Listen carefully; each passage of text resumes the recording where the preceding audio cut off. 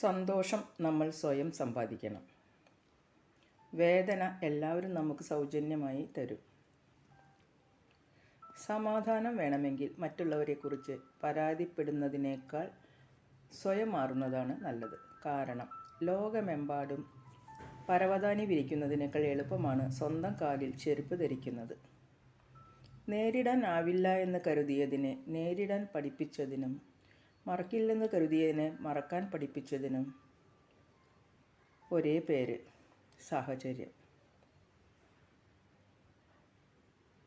കാത്തിരുന്നാലും ഇല്ലെങ്കിലും എല്ലാവരെയും തേടി വരും എന്നുറപ്പുള്ള ഒന്നേ ഉള്ളൂ, മരണം. മനുഷ്യൻ അഹങ്കാരത്തോടെ പറഞ്ഞു, എന്ത് വില കൊടുത്തും ഞാൻ ആ മണ്ണ് സ്വന്തമാക്കും. അപ്പോൾ മണ്ണ് വിനയത്തോടെ പറഞ്ഞു, ഒരു വിലയും കൊടുക്കാതെ തന്നെ നിന്നെ ഞാനും സ്വന്തമാക്കും.